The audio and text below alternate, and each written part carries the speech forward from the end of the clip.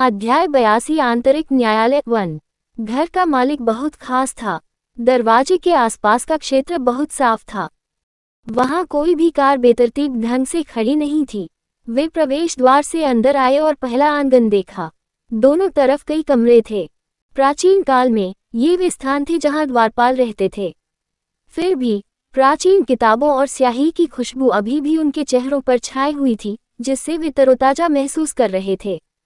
ये जुबान की आंखों में खुशी चमक उठी और वह अगले आंगन के बारे में और भी अधिक उत्सुक हो गया। इस बीच लियू यून इस जगह से बहुत परिचित थे।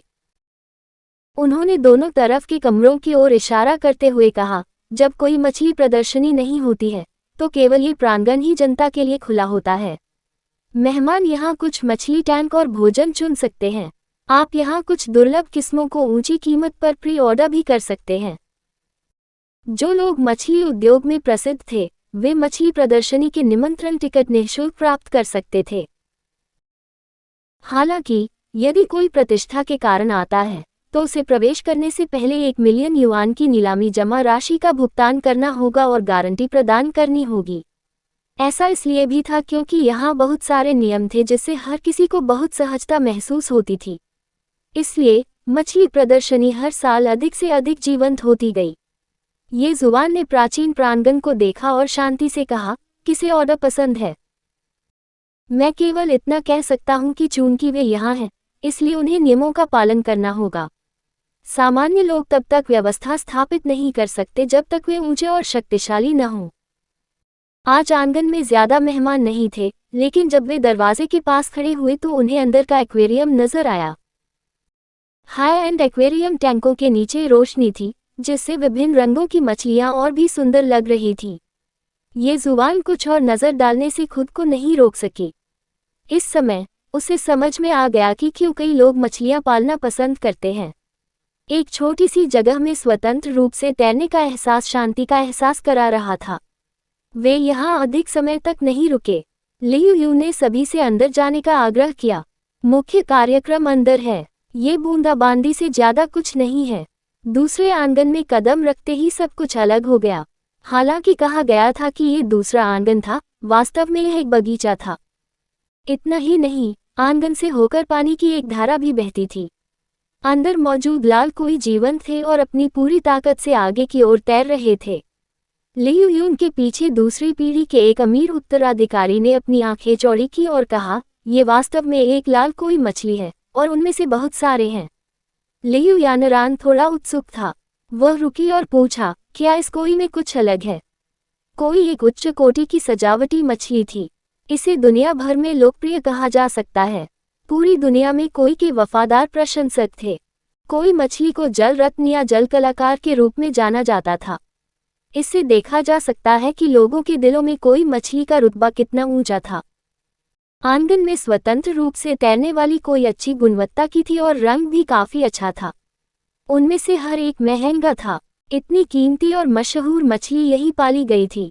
देखा जा सकता है कि इस जगह का मालिक कोई साधारण नहीं था। कई मेहमान भी यहाँ देखने के लिए रुके। कभी कभी वे अपने आसपास के लोगों के साथ भावुक होकर आहें भरते थे। ये कोई सचमुच बहुत सुंदर हैं। मैं सचमुच नहीं जानता कि उन्होंने उन्हें कैसे बड़ा किया। तुम्हें नहीं पता, है ना? यहाँ कोई बिक्री के लिए नहीं है। मैंने सुना है कि ये सभी कोई हैं जो परिवार की रक्षा करते हैं। उन्हें पालना और भी कठिन है। आह, क्या ये पौराणिक प्रकार का हो सकता है? हे भगवान, मुझे लगा कि ये केवल कहानियों में ही मौजूद हैं। लियू यून ने भी अन्य मेहमानों की बातें सुनी और सभी को उत्साहपूर्वक समझाया। मैंने सुना है कि अगर कोई मछली को कम उम्र से पाला जाए तो उन्हें 12 साल तक पालने के बाद वे आध्यात्मिकता प्राप्त करेंगे और अपने घरों की सुरक्षा की रक्षा कर सकते हैं। इसके अलावा कोई मछली का पालन काफी खास है। मैंने सुना है कि बहुत सारी पाबंदियां हैं। हालांकि एक बार जब वे बड़े हो जाएंगे तो प्रभाव बहुत अच्छा होगा। लियू यानरान ने कहा, तो फिर चलो उन्हें बड़ा करें। आइए 12 वर्षों तक बहुत सारी कोई मछलियां पालें। क्या यह आश्चर्यजनक नहीं होगा?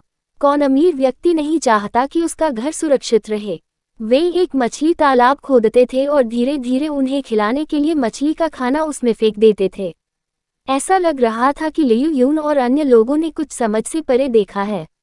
उन्होंने अपनी आंखें चौड़ी की और लियू यानरान की ओर देखा। निर्देशक लियू, आपका दृष्टिकोण बहुत छोटा है।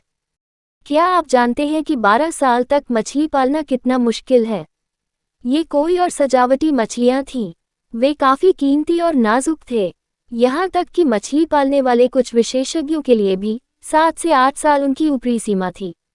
ऐसी मछली को 12 साल तक पालना असंभव था। लियू यानरान शर्मा गई। बिल्कुल नहीं। क्या यह इतना कठिन है? क्या किसी ने 12 वर्षों तक सफलतापूर्वक कोई उगाया है? या यह एक किंवदंती है? लियू यू ने सिर हिलाया और कहा, कई लोग कहते हैं कि भाइयों की एक जोड़ी, जो जियांग में मनोरंजन उद्योग के बड़े मालिक हैं, प्रत्येक के पास आध्यात्मिकता के साथ कोई मछली है। कुछ बार तो मछलियों ने उनकी जान भी बचाई। जब सभी ने ये सुना तो उन्हें दिलचस्पी हुई और उन्होंने लियू यून से इसके बारे में विस्तार से बताने को कहा। आया, मैं विवरण कैसे जान सकता हूँ? क्या दोनों भाइयों को कुछ डकैतियों का सामना नहीं करना पड़ा, लेकिन वे भाग्यशाली थे कि बच निकलने में सफल रहे। मैंने उनके परिवार से सुना कि जब वे भाइयों से मिलने गए तो उन्होंने कोई पर एक लंबा निशान देखा। पूरी मछलियां ऐसी लग रही थीं मानो मरने के कगार पर हों। लियू यून के शब्द बहुत स्पष्ट थे। उपस्थित सभी लोग मंत्रमुग्ध हो गए। जियांग में बहुत से लोग फेंगशुई और भाग्य में विश्वास करते हैं, इसलिए उन्होंने अपने फेंगशुई गुरुओं को इस बारे में बताया। उस समय फेंगशुई स्वामी उछल पड़े और जोर से चिल्लाए कि वे मछलियां वास्तव में नेटालकोई थीं। इसमें कोई आश्चर्य नहीं कि वे इतने अमीर हो सकते हैं और जीवित रह सकते हैं। नेटालकोई, सबने झट से पूछा। उसके बाद क्या हुआ? क्या ये सत्यापित था? लियू यून मुस्कुराए और अपना सिर हिलाया। हम ऐसी बात कैसे सत्यापित कर सकते हैं?